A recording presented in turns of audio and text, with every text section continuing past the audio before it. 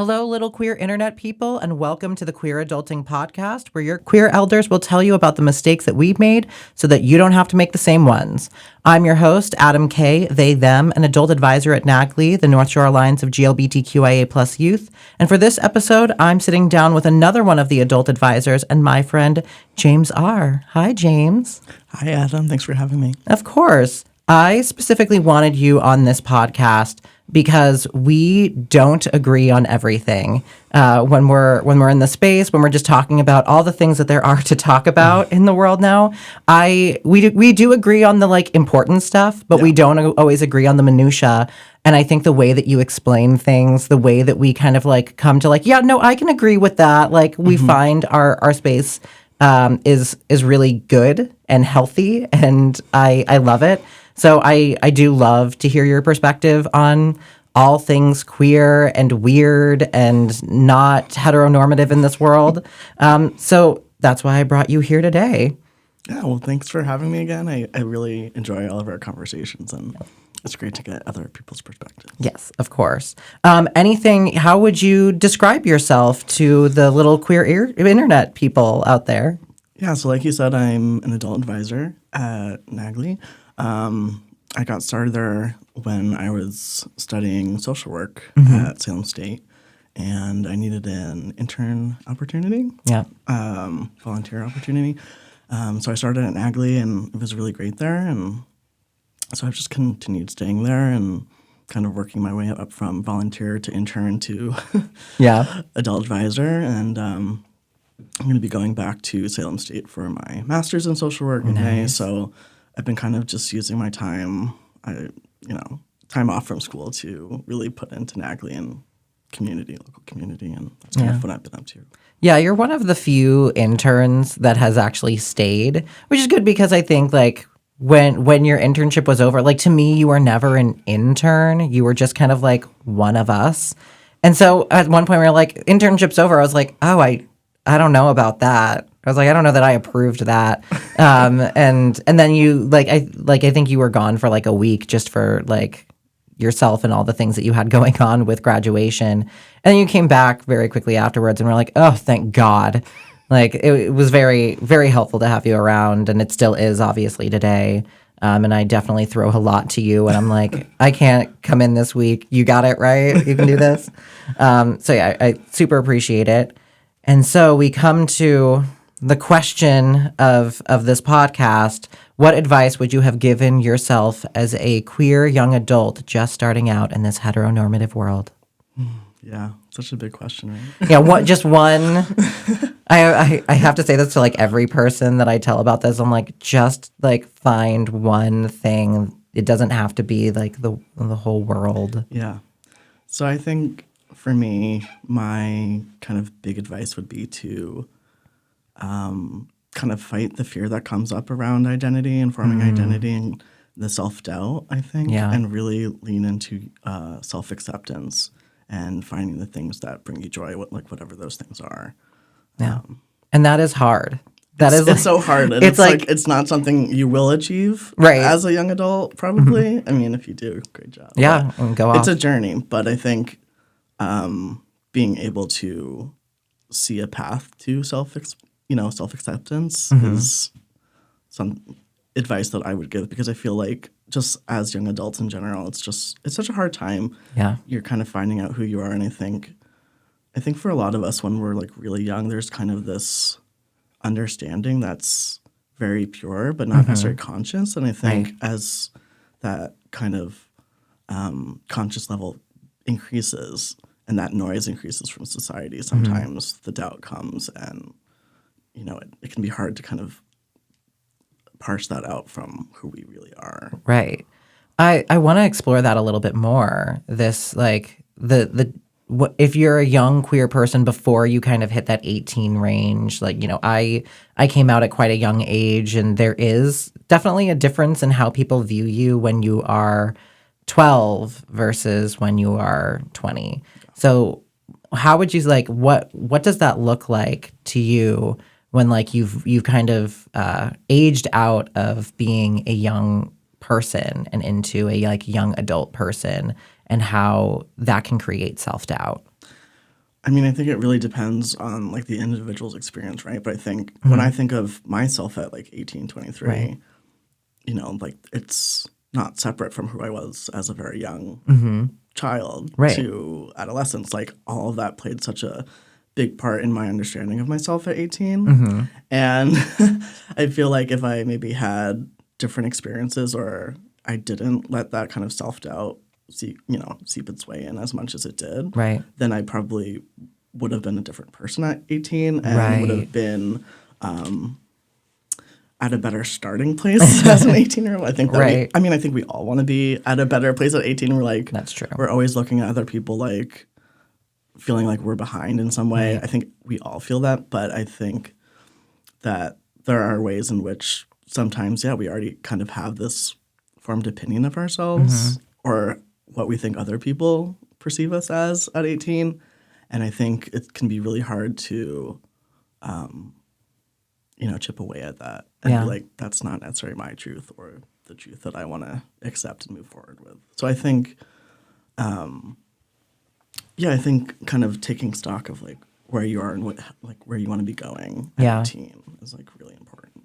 That is a really good point. Like I was thinking about myself around that time of like hitting 18 and definitely comparing myself to like when I think about it of like there's that high school is kind of that like time when you transition really from like you are 13 to 18 really. Like I mean I started high school when I was 13, which is like a little bit younger than most people, and ended like this like I have a September birthday, so I was like finishing high school at like 17 and a half, so like pretty much 18.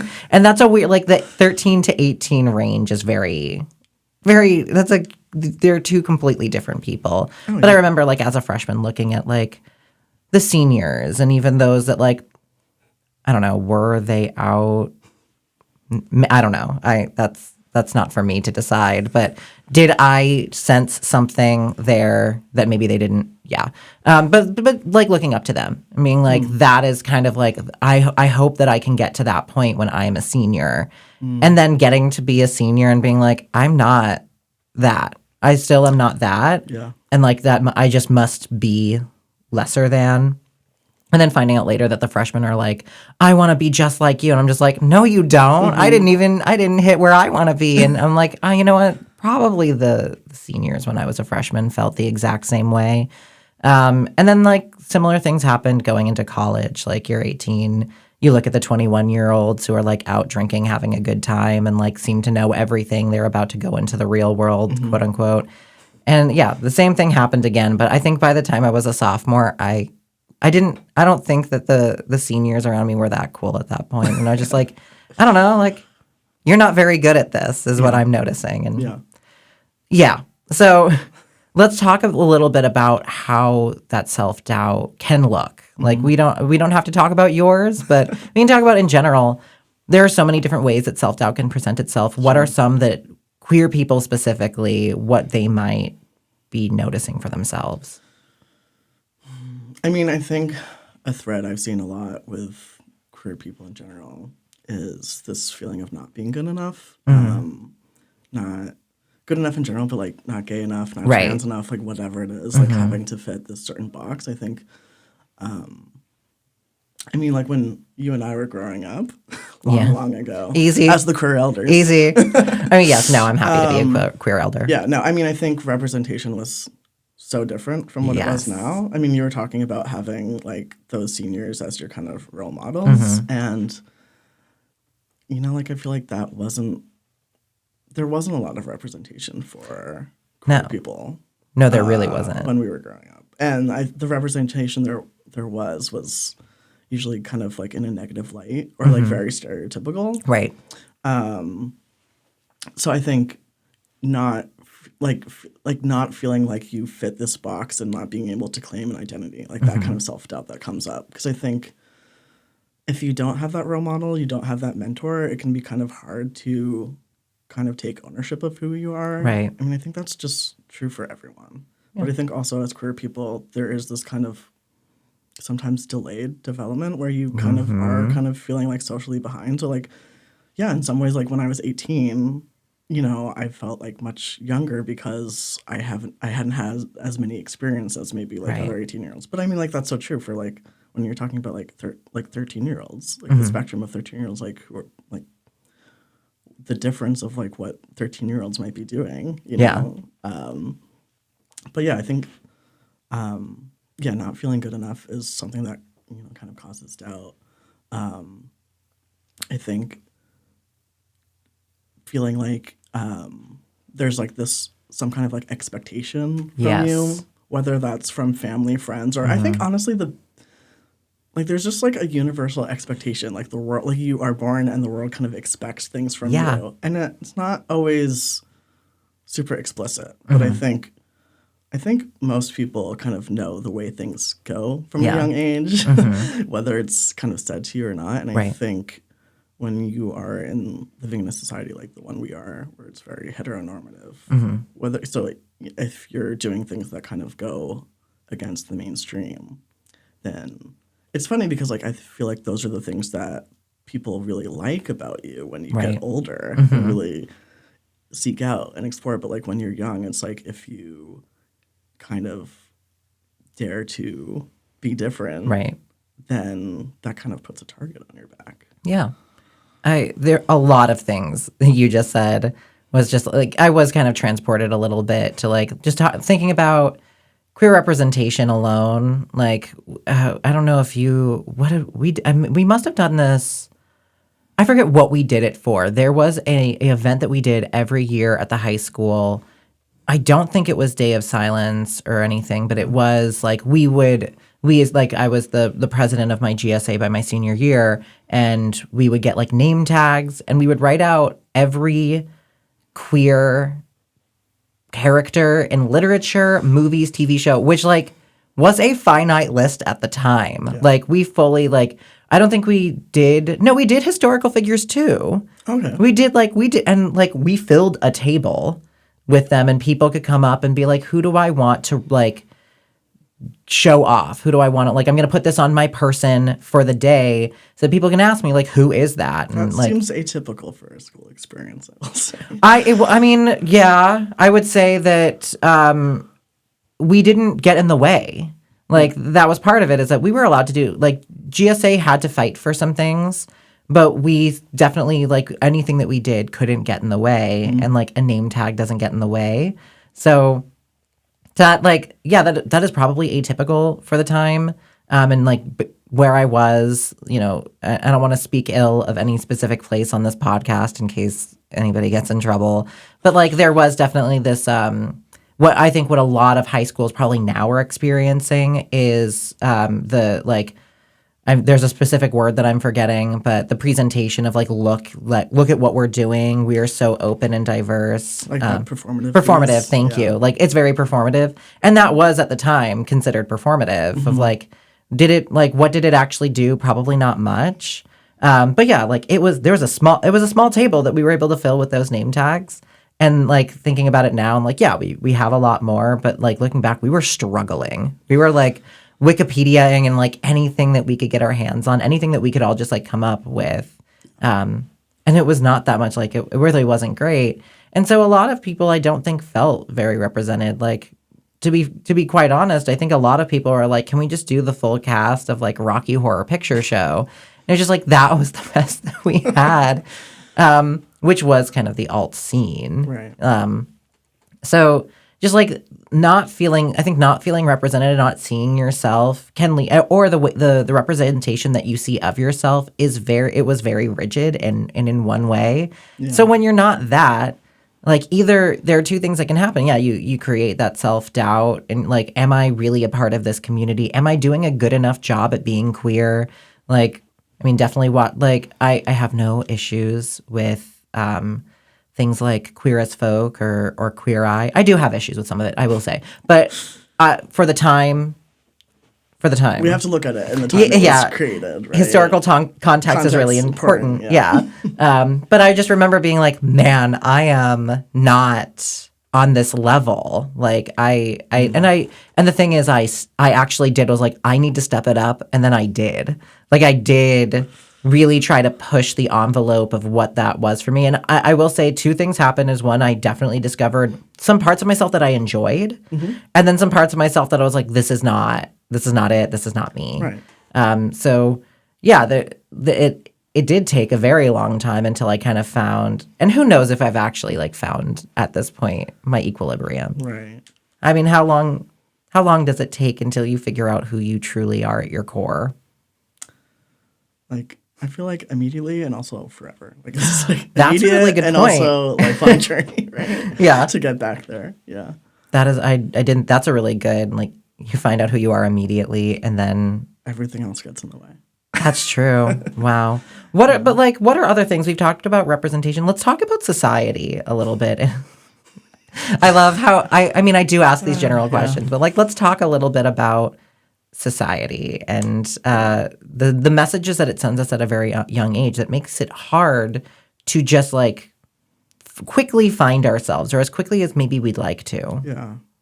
I mean, it's interesting because I've been thinking about like what it was like for me growing up, and now I'm thinking about, you know, all the youth that we have at NAGLY and what it's like for them growing up right now, especially in these times. Right. Because yes, like there is increased representation, there is kind of increased acceptance and positivity, and then of course now we're seeing the fallout from that. And I think there are ways in which having that so much attention on them right now is making it really hard. Yeah.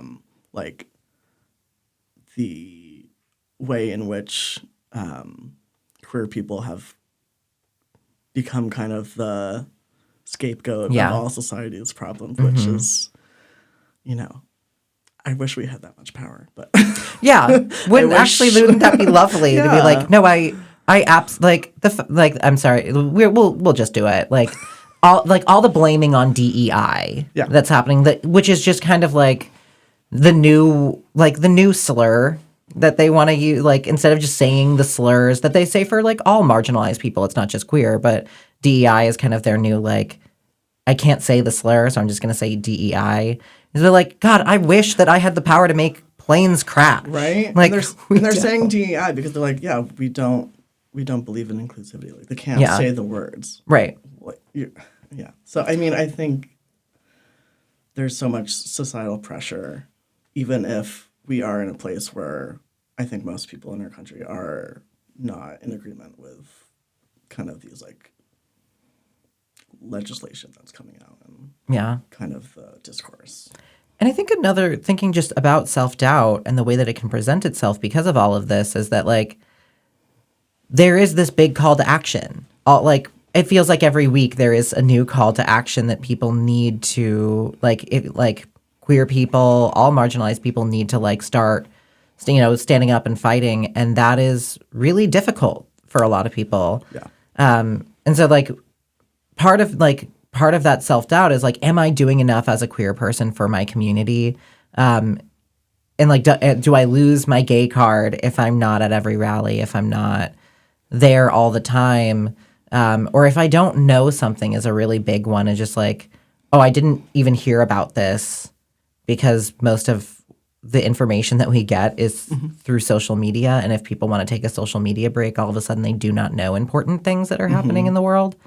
And that can be really like, the activism at its core is sometimes like, well, if I'm not gay enough to go to this club, or if I'm not gay enough to be a part of to be represented here, the least I can do is stand up for my community. But that's hard. Yeah, I don't really like that because, it's too much pressure. Like, I think this is a time to really lean into community. Like, we don't all have to carry it all on our backs all at once. Like, that's what community is for. We say, like, I honestly think right now the best kind of form of like protest and like advocacy is just really leaning into yourself. Right. Like leaning into who you are and being happy in yourself and kind of trying to spread that. Yeah. Like just being yourself is a great form of protest, I think. And figuring out like what you enjoy. Because like, some people do like to kind of be on the front lines of protesting. Yeah. and that's great. But like, there's also, people that make art pieces to kind of raise awareness and, write. There's, I think, following your passions and your interests so that you're really engaged and interested is a great way to kind of be involved. And I think right now, with how overwhelming things are, like taking breaks is so important. Like, I think we're all feeling overwhelmed. I think we're supposed to be feeling overwhelmed. Like that's kind of the point. Yeah. So take breaks and lean on your community, whatever that looks like. Because like community can really be like the barista you see once a week when you get your iced coffee. Like, it doesn't have to be that deep. But if you are looking for deeper community, there is like options for that, obviously. Yeah. And I think that is really important right now. Yeah. You had talked about being yourself as a form of protest. And that's something that I talked to somebody about years ago. Do you remember when the Boston Straight Pride Parade? This was years ago. I think I vaguely. It was probably like 2017, 2016 or something. Okay. And I went to the counter protest for it.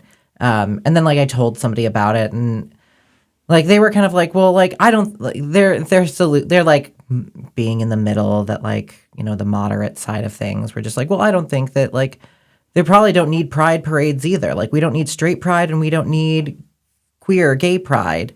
And I was like, what are, like, if you're born this way, what do you have to be proud of? And I was like, well, there's pride in existence when people don't want you to exist. Like existing when people don't want you to exist is a protest.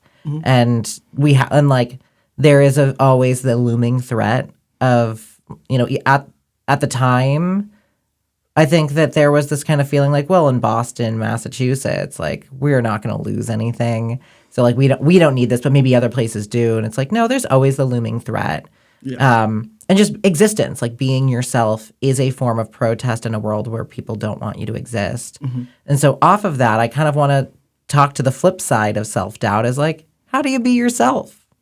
Which is such like it seems so easy, just be yourself, but like how do you do that when you're already doubting who you are? Yeah, I mean, I think if you're already doubting yourself that strongly, I think it might take some time. I think that's why community is so important. I think for me, I did have a lot of self-doubt, and that was like a way. So I wanted to kind of avoid that, and led to some like dissociation. Right. And I think that really, if you don't really know yourself, you don't really feel like a fully engaged, present person. And I think the way to kind of combat that is to kind of find the things that do bring you closer to that feeling of like, this is a good feeling. I want to like feel this again, whether that's just like, that, and it can be really simple things. But I think kind of being able to push yourself out of your comfort zone. And I think also when we are young, I know for me, like it was hard to kind of see things balanced. Like I definitely kind of took the more like negative perspective. Like I think like I would see things as like, okay, what's the worst case scenario? Right. And kind of plan around that. Yeah. So something that makes me feel more like myself is trying to kind of take the flip side of that negativity. Yeah.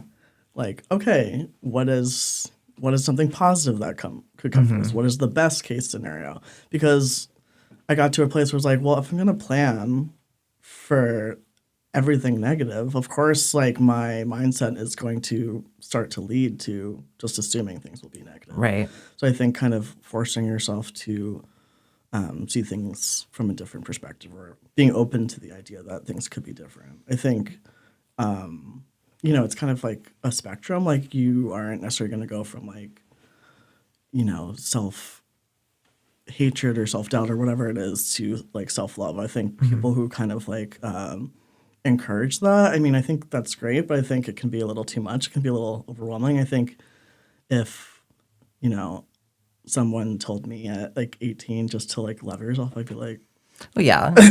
Well, that was what we were told a lot. Yeah. It just like it wasn't a very clear mandate. Well, that's what I really appreciate about NAGLY is that we don't sugarcoat. We Yeah. kind of tell people how it was for us, how things could be, but we also try to take a balanced approach. Like if youth are worried about certain things, we like validate that, we Yeah. walk them through that, and then we also try and bring up the other side. Like, okay, you're worried about this, totally makes sense, but like, what is the other side? What positive things could come from that? I think the more you start letting yourself allow to look in that kind of way, the more you can kind of get yourself out of that feeling of stuckness. It can give you just a little bit of hope when you I remember having to give this advice to one of our youth.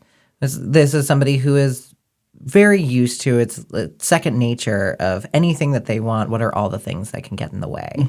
And a lot of us do that. And I don't think it's a bad thing.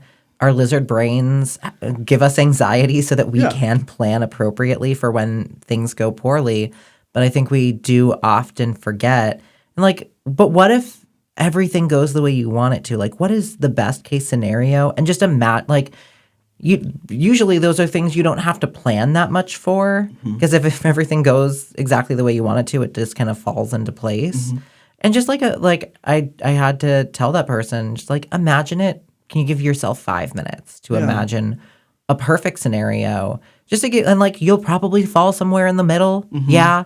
But just you have a little bit of hope. You can feel that hope and you'll probably fall in the middle, but that means that there is hope there. Yeah. That hope, if you between hope and fear is reality, then that means hope is a part of it. And we don't have to always say here's probably what will happen and here's the worst case scenario. It's okay, so you're focusing on reality and fear and you're not giving yourself enough hope. At the very least, you will spend less time focusing and spending energy on negativity, which I think is good. Because then if you are also if things do kind of turn out that way, then it's just further proof, oh, I was right. Things always turn out wrong. Yeah. It's just kind of becomes a little bit self-fulfilling. Yeah. And that happens a lot. The self-fulfilling prophecy of fear. I knew this would I didn't plan for anything good to happen, and I kind of leaned into that, and that's what happened. And so that means it's going to happen every single time. And oftentimes, maybe hearing somebody it's there's a good side and bad side to this of hearing somebody say this is how I would have handled it to make sure I got what I wanted out of it. And so maybe that works for you, maybe it doesn't. There are definitely times when me hearing somebody say you should have done this, I'm just that's not what I want to hear right now. Yeah. I just need you to tell me that the situation is messed up. And then sometimes when I'm ready, I'm okay, this is now I know what I should have done and what protections I have and how I can advocate for myself. Yeah, I think looking at things as learning experiences. Things might not go your way, but you will get information out of it. Yeah. You'll learn, okay, that didn't work well for me. That's good to know for next time. Yeah. I think, there's a way to kind of, move forward with that. I think in the same way that when something really bad happens, empathize first and then go over how to fix it later is really important. And then for something really big that happens, something happy that happens in your life, celebrate first and then continue the work. Yeah. And that's what that's what I think we all need to be doing as we start hearing about new ways that life is getting fucked up for us. It's you should be able to take your time to grieve. You don't necessarily have to have the answers immediately and be this is what I'm going to do.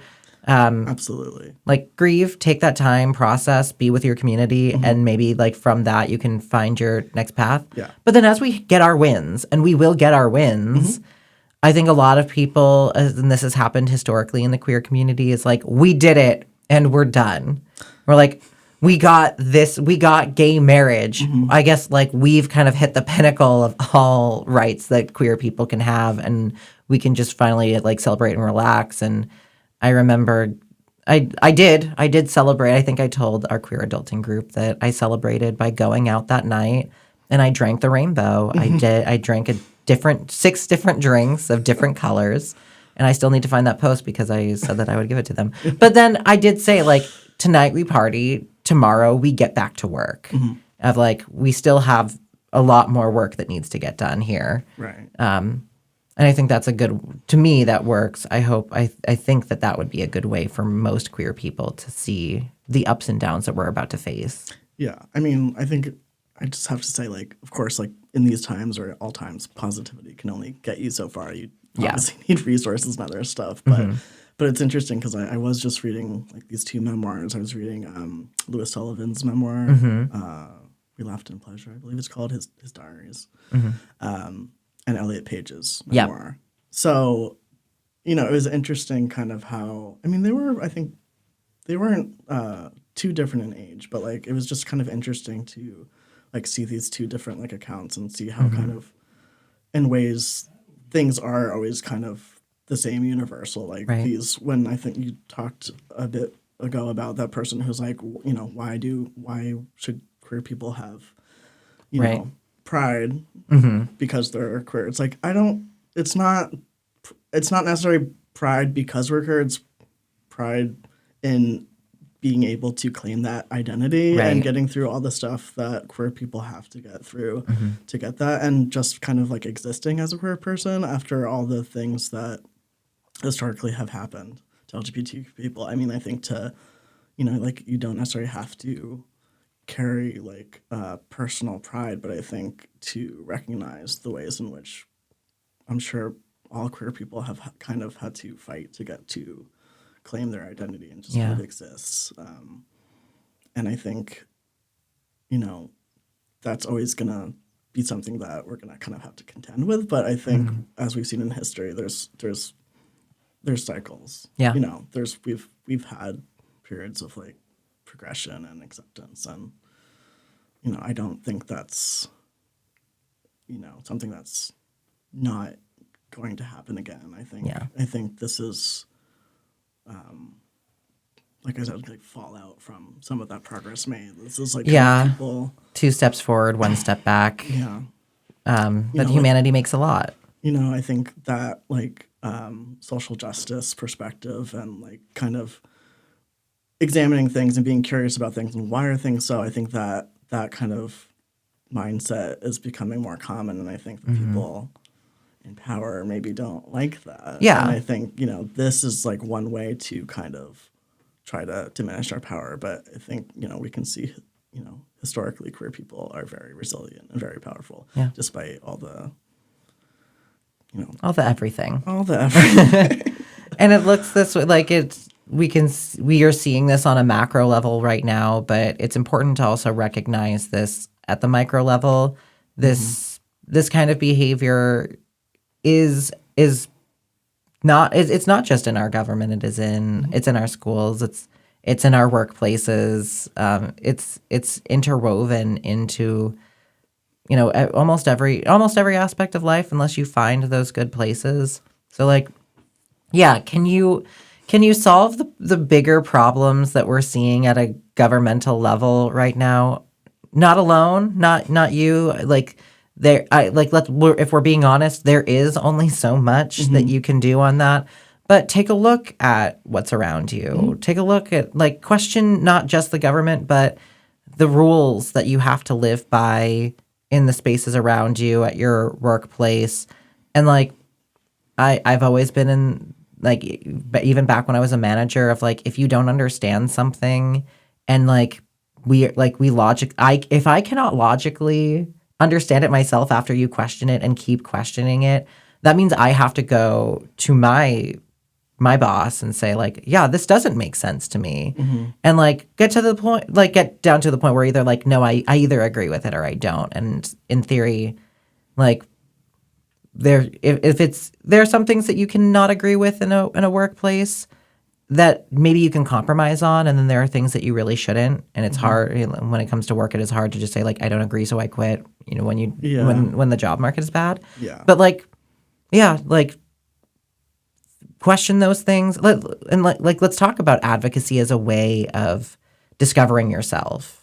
Like, and again, what advocacy can look like.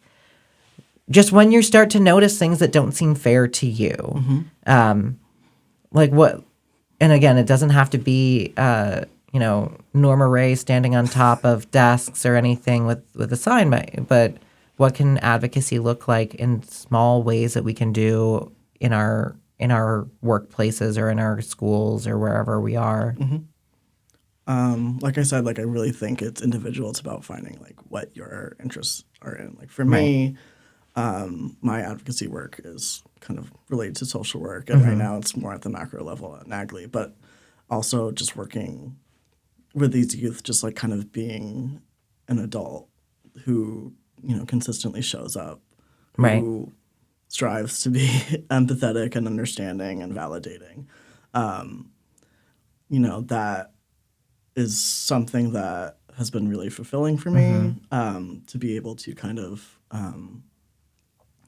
be that resource for other people. But it's also, something that is very healing for kind of my inner child. It's like I'm able to kind of, I think, give the support and the advice that I wish someone had given kind of my younger self. And I think for me, I'm like, if I can just, make a youth feel more heard, Yeah. more understood, more like seen, I think that to me is the most important kind of advocacy work and like form of protest I can do, because I think, like, yes, these things are happening at a government level, but there's also just so much to be done individually. Like, I think change starts at an individual level. And I think, inviting people into these conversations, because they are hard conversations. So you do have to be a little particular about, who you have them with, depending on your ability to. But I think, I've really just tried to be more intentional about how I connect with just my local community in general, and kind of be a little bit more visible as someone who will like stand up and support, these youth. I think the core of it for me, like hearing that, is to just show up. Sometimes, like if you can't do anything else, if you don't feel like you have anything to give, try just showing up. Yeah. Like whether it can be for your friends, it could be for your coworkers, it can be for the barista. It can be like just sometimes showing up and letting one other person know that you are seen. At work a lot recently is just, I think I've had these moments where I'm usually a very outspoken person, and someone just kind of like, it's hard to at work bring up things that you think aren't fair. Yeah. And having someone just like take that little leap of like, I'm so confused by this thing, and I am often the one to say like, yeah, no, it's not fair. Like, no, this should not be happening to you. And it like, and talking about it openly and seeing that like, oh, thank God. Like, I'm not insane. I'm not bad at this. I'm not just, outside of the realm of like of normalcy here. Like, just somebody else saying, I hear you, you're right, you should be upset about this. Yeah. Empathizing. I think that role that you're taking is so important. I think it's really hard to be that person who stands up and say like, this doesn't seem right. And I think having that one person do it can really make But you difference. like, you don't even necessarily have to be like, yes, I have said that at my workplace. But you can also just like check in with a person. Yeah. Like, I know this isn't great. Like, even if you're not like making waves at work, you're Right. like, I see that this is not how it should be. Yeah. And I just wanted to name that. Yeah. And that can make a huge, huge difference. Just to make somebody feel like they're not crazy.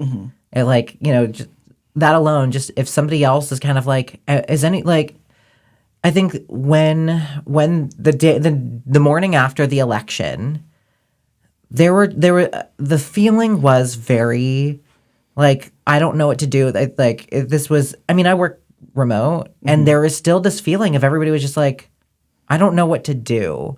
I don't know how to just work. And one of the things that I heard was like, no one is talking about it. And I just feel like I'm crazy for wanting to talk about it, for wanting to like voice my feelings. And I did like hold an hour of like, anybody who wants to come and just talk. And it was very impactful. A lot of people showed up, and a lot of people really appreciated it. So just saying like, yeah, I can't change anything. Like, I don't even know what I can do here at work, but let's just remind each other that we're not crazy for being upset. Yeah. You might not be able to change things systematically, but you can change things on a huge level personally for someone. Yeah. Just tell people they're not crazy, that they are like it. I mean, maybe that can help. If doing that for somebody else can kind of alleviate that self-doubt. Yeah. I mean, I think it's great to do it for other people, but I feel like inevitably you get something back too. Yeah. Like it is. It was good for me too. Like just hearing it, and sometimes you could, like, bringing your feelings out into the open, just feeling free to talk to somebody in the smallest of ways. Because me hearing the same thing from somebody else, I'm like, okay, I'm not crazy too. Like I feel pretty solid in how I feel because I've really thought about ethics and like how people should be treated. But like, you know, when everybody around you is telling you, no, that's not the way that things work, just hearing somebody else being like, yeah, I don't like it either. I'm like, oh, okay, so like, I'm not just finding problems. These problems are existing. Exactly. You have that like connection made that kind of keeps you tethered to your own your own sanity. Yeah. And that's, I mean, that in and of itself creates community. Absolutely. If that person, that barista that you talk to, that just like, if they say, how's it going? And sometimes it's just and that barista with the blue hair and the piercings and the tattoos and probably shaved part of their head, if not all shaved, says like, yeah, I hear you. Like that is community in and of itself. Yeah, absolutely. I mean, I think it's really, really important. And I think that we shouldn't diminish like those smaller forms of connection and community. Yeah. Any little piece of community is community. Yeah. I mean, I know that for me, I was able to make more community here in Salem through going to like local drag shows. Yeah. So that's and for just most running, of us. Yeah. just like seeing the same people over and over again, and eventually saying, "Hey, I've seen you. Yes, what's up?" Love it, seeing each other. So that's what I kind of want to end on. That is just like see other people, see yourself. See yourself. Yeah. Accept yourself. But yeah, if you can, and as much you as don't you have can. to. It can be a little bit at a time. It's not. This is not a mandate that you have to accept yourself by the end of this podcast. If any of you did, please let me know. Yeah. This podcast doesn't give out homework though. So. No, we don't. But if you want to, I won't be checking. I'm that cool teacher that doesn't actually check the homework. I just want to make sure. I just hope that you do it so that when the test comes, when the exam comes, and it will come, you are prepared. I feel like we have some people out there who really want to do the homework. Right? Yeah, I do too. Thank you so much for joining me on this. You have a very unique and I will say this was a vulnerable episode. We talked about some deeper things. So yeah, thank you so much. I also want to thank Randall, our producer here at Peabody Access TV, and NAGLY as a whole for allowing us to do this. I do want to give a special shout out to Jacob. He is one of our young adults who also helps produce and edit the podcast. He edited the first 2 episodes. He's going to edit this one too, I'm sure. Thanks, Jacob. Good luck. Yeah, thanks, Jacob. Yeah, good luck. There's a lot of stuff to edit here. Not my fault. Actually, it is my fault. But yes, of course, thank you. I want to make sure you get your flowers. And for any queer adult in the North Shore area between the ages of 18 and 23 that want to be more a part of this conversation, feel free to join NAGLY's Queer Adulting Support Group. If you want to learn more about that, you can get information from our website at nagly.org, or you can email me directly at adamk@nagly.org. If you want to get more involved with NAGLY, donate money, clothing, time, resources, anything that you think kids would like in a social space and might need during this time. You can also visit our website or email Tony at nagly.org. Thank you for listening, and remember, keep it queer.